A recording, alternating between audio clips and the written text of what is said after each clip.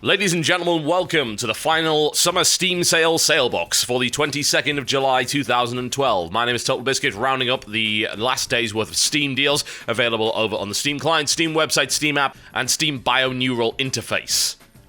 This is it. This is the end of the Steam sale, supposedly. July the 22nd is the last day. No idea if they're doing anything special. It doesn't look like it. We don't seem to be getting any rollover deals. I guess the reason for that is that flash deals sort of replace the idea of rolling over the most popular deals onto the last day, because you keep getting the same things over and over again. I mean, I've seen Just Cause 2 on the sale, I think, 4 times thus far via the community vote, so that's how it seems to work. Today is in fact the day. If there's a game on discount that hasn't been on the daily deals, well, now is the time to buy it, because it doesn't look like it's getting any cheaper. It might come in on a flash deal, but that is, once again, a little bit of a risk. You may miss out on a reasonable but not amazing discount for a game that you like, and then, well, who knows what will happen. What a truly terrible thing. Alright, let's start off, as always, the Indie Bundle number 11. $10, €10, €7 in Tier 2, and £7. The question is, what are we looking at right here? Well, there are 5 games in the bundle, as always. An interesting little mixture this time around. We start off with Hydrophobia Prophecy. This is, I would say, merely an adequate third-person adventure. It's not terrible, but it's not great either. It's got a few flaws, needless to say. It's got some pretty cool puzzle solving. The combat is okay. The coolest thing about Hydrophobia Prophecy is probably the water system and the actual water physics in there. If you want more information on this game, I did a full video on it that explains it far better. Orion Dino Beatdown, it sounds amazing. It isn't. It's really, really not very good at all.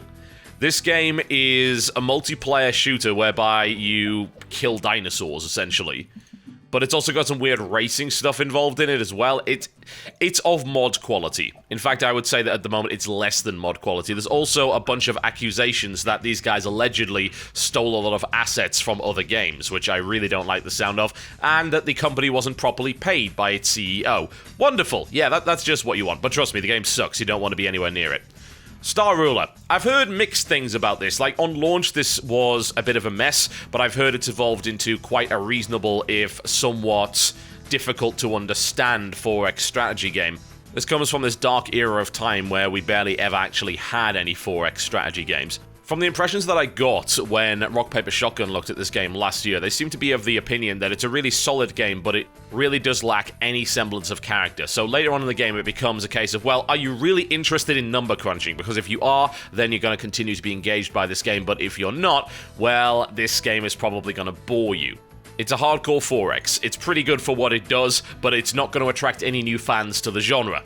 Moving on to Waveform. So this is a bit of an action puzzle game which involves you riding waves of light, which also happen to be sound waves, or at least they're shaped like them. So the way you play it is you travel through the universe collecting, well, collectibles. They're kind of like little floating planets, and you alter a waveform of which your little light particle will ride along. You drag upwards to make the waveform a little bit steeper. You drag to the side to either extend or compress the waveform. It's actually a bit of fun. It's a nice visual experience. It's got a good soundtrack for it as well, so I would recommend that as a little bit of casual enjoyment. Nothing wrong with that. And last but by no means least, we look at World of Goo. Wow, is there anyone in the world that doesn't already own World of Goo, is a question that I ask myself. This game's been on sale so many times. They started this whole pay what you want thing. These are the guys that are essentially responsible for the humble indie bundle, not because they made it, but because they were the guys that really pushed the pay what you want idea for indie games.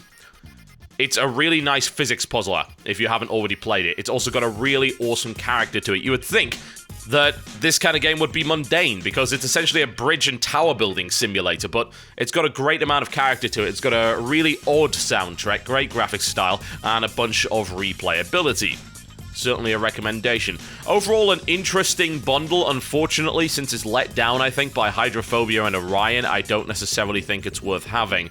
Bear in mind that you can pick up any of the other games for 75% off on their own. So if you just want to pick up 2 games, then you're still going to be saving money versus the actual bundle cost. Let us rock and or roll along to a Jagged Alliance back in action. 75% off, $10. €10 in Tier 1 and €7 in Tier 2 and £7.49. I did not enjoy this. The reason I didn't enjoy this is because I enjoyed the originals. Jagged Alliance is a veteran series of squad-based, tactical, turn-based action games. It was kind of like the more gritty, realistic version of XCOM to some degree. You actually controlled a mercenary force and went around the world doing missions, earning money, upgrading your characters and things like that. Unfortunately, Jagged Alliance back in action, well, it goes real time, which I'm not really a big fan of, but what I'm certainly not a fan of is the fact that the AI is brain dead and the game is buggy as hell. I tried to play this game. I tried to enjoy it, but the way the AI works is it's ridiculous. The first level actually has guards essentially wearing bikini tops that can take several bullets, massacre your entire squad, and seem to know where you are regardless of the fact that you've made no noise at all. Really not a fan of that, and quite frankly, it throws the whole idea of a tactical, turn-based squad shooter completely out of the window in favor of some really nasty pseudo-real-time strategy nonsense. It's just not a very good game. I wish that it was, but I really did not like it. The game left a very sour taste in my mouth. Indeed, it seemed you were struggling against the bugs in the game as opposed to the actual game itself. The training mission has a door which closed and wouldn't allow me to open it again, essentially requiring me to completely restart the tutorial. Yeah, it's a mess. It really is. I wish that it was better for you, because, honestly, I would love to see a fantastic new Jagged Alliance game, but this is not the one. Let's move on, shall we, to something a little bit less depressing. Bioshock. The whole franchise can be picked up for 75% off with $9.98, €9.98, and £6.98. Bear in mind you don't actually save any money on this pack. If you buy one of the games, it's going to cost you the same price one way or the other. So which is the better Bioshock? This is a debate, certainly. I would say mechanically, Bioshock 2 is better. I would say in terms of story and immersion, Bioshock 1 is better. They both have their flaws. Bioshock is too easy. Even on hard difficulty, once you get past the first half an hour, you're essentially unbeatable. There's also some pretty power gamey things in there. Admittedly, you'd have to choose to use them. Like, if you get enough mods for the wrench, you can essentially run around killing everyone with just that, and it's actually the most effective weapon in combination with one of the plasmids that you get. But, of course, that really comes down to your personal decision. Is that how you choose to approach it? The first half an hour of that game was genuinely intimidating, but once I was able to get around being able to completely and totally destroy the big daddies, it didn't really seem like much of a threat anymore. Kind of a shame. Good plot twists, great storyline, amazingly immersive in terms of its environment. Like, I loved going off the beaten track to explore different rooms because each room kind of has a little story behind it, especially if you find some audio logs and then try and piece together what actually happened. Really cool game. From a first-person shooter standpoint, it's not very good. If you treat it like that, I'd treat it more like an adventure game. Bioshock 2 tightened up the FPS aspects a bit, it tightened up the difficulty level quite a lot, and the combat's a lot better. Why? Because, well, you can dual-wield plasmid with weapon, which is a very useful thing to do, so you're encouraged to use bigger and better combinations of plasmids and guns in order to get where you want to go. Plus, some of the weapons are a lot more interesting. Instead of just shotgun, it's like a rivet gun, you can get a drill on your arm and absolutely smash people with that. But it's not without its issues. I think the biggest one is probably the way that the story just isn't as engaging as the first game. It maybe is because we've kind of seen it before. Rapture was a big surprise the first time. When you go back there a second time, not so much, although there are still some cool areas to explore. What really got me about this is that they didn't release the Minerva's Den DLC for Bioshock 2 until a couple of months back. That was a really good piece of standalone DLC for that game, but you can't pick it up on Steam, which is irritating for some people. You'll have to actually get it with Microsoft points on Games for Windows Live. If you've never played either of the games, though, you should certainly try them. Really, you will not regret it. If you're looking for an interesting and immersive adventure game, if you're looking for a hardcore shooter, then no, you will hate it. If you're looking for a horror game, you'll probably hate that too, because while it does have a few scares and tense moments every now and again, that's not what it's focused on. The multiplayer is terrible, by the way, in Bioshock 2, so don't even bother with that. Alright, let's move on to Football Manager 2012. That is $7.49, €12.49, ouch, and £4.99. Now, the UK recently passed a law whereby the ownership of Football Manager 2012 was actually mandatory, and you'll be thrown into Gulag if you don't do it. Some people will take me seriously on that, but this is an incredibly popular game in the UK. It's about managing a football team. It's really as simple as that. Those in America are thinking, that sounds interesting, it's a soccer team. So perhaps you're not so interested now. I never saw the appeal of these games. I really, really don't. I think it's part of the curious cognitive dissonance involved in those that hate nerdy games yet are willing to play a game which is essentially a fantasy D&D spreadsheet simulator for a sport. That's really what Football Manager 2012 is. This series continues to do really, really well every single year. If you've never played a soccer management simulator before, a football management simulator, then this is the game to go for, because it's really, really good for what it is. But I am not going to pretend that I'm remotely interested in it, because I'm not. No, I just do not care. Not enough explosions. Operation Flashpoint complete, 75% off, $13 $74, €11 and the UK price of $8.74. Don't believe its lies. This is not, in fact, Operation Flashpoint complete by any stretch. Why? Because it's only the Operation Flashpoint games that were not made by the original creators. The original creators went on to make Armor and Armor 2 and are currently working on Armor 3. This is a completely different dev team, and as a result, it's barely recognizable. The original Operation Flashpoint was a truly great milsim. These games, absolutely not. These games don't know what they want to be. They saw Call of Duty and said, hey, that's successful, but we're Operation Flashpoint, we can't be like that. So you've got this weird amalgamation that simply does not work. The only thing I would say is that Red River is okay in a 4-man co-op team online. On its own, it's just a waste of space. Dragon Rising, don't even bother. Seriously. These games were released on console, and they suffer as a direct result of that. The realism is gone, the controls are clunky, they don't run very well, the multiplayer community of these games is essentially dead. No, absolutely not. Please do avoid these. If you do want a milsim, then try something like Armor. Don't play these. Moving on to Tom Clancy's Splinter Cell Conviction, 75% off.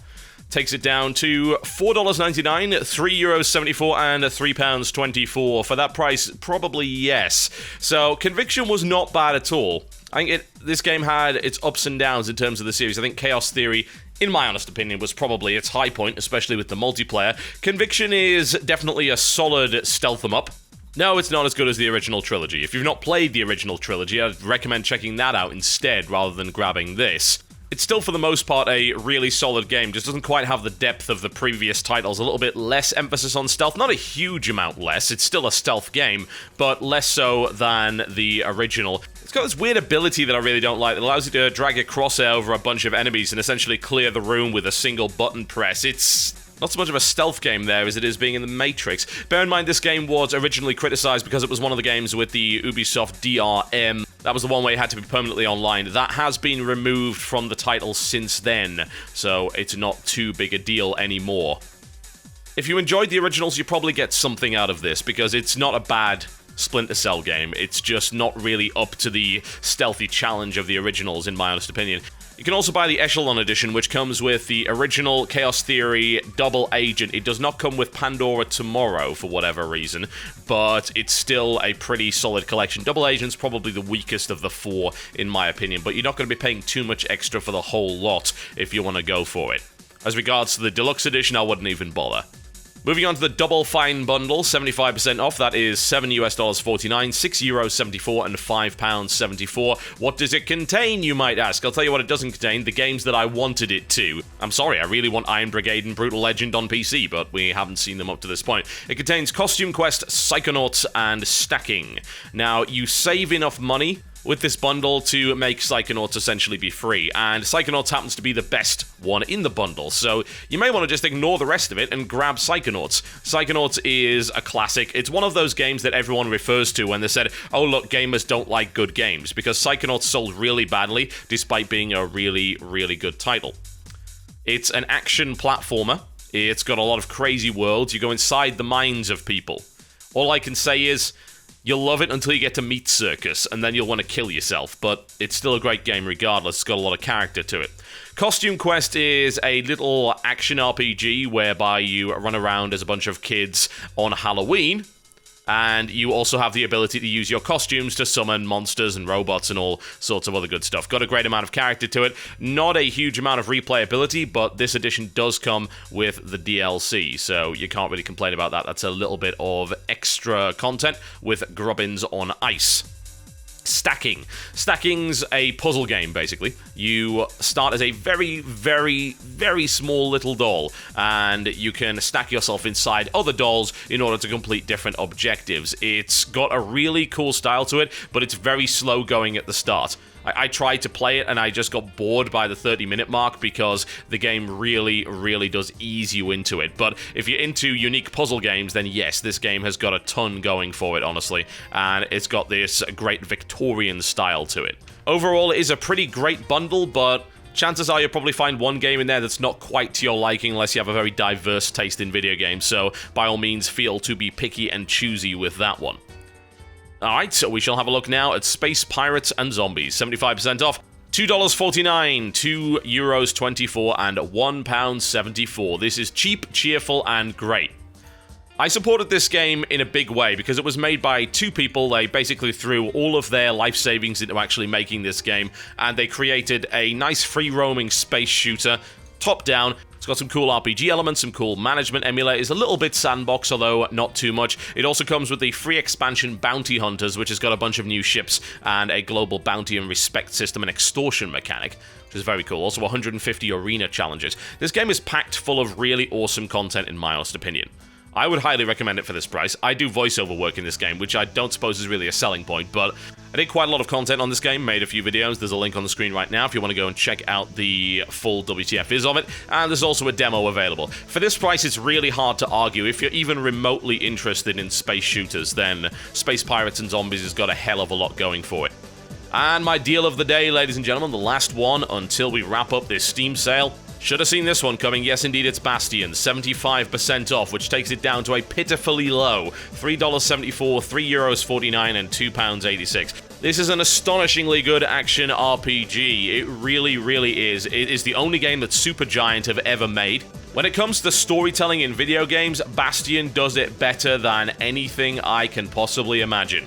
It really does. It's got this narrator, and the narrator will talk over what you're currently doing, and what he says actually changes depending on little subtle things that you do within the story. The storyline is great. The game will take you probably anywhere between 8 to 10 hours to finish, and it will be a great self-contained experience, in my honest opinion.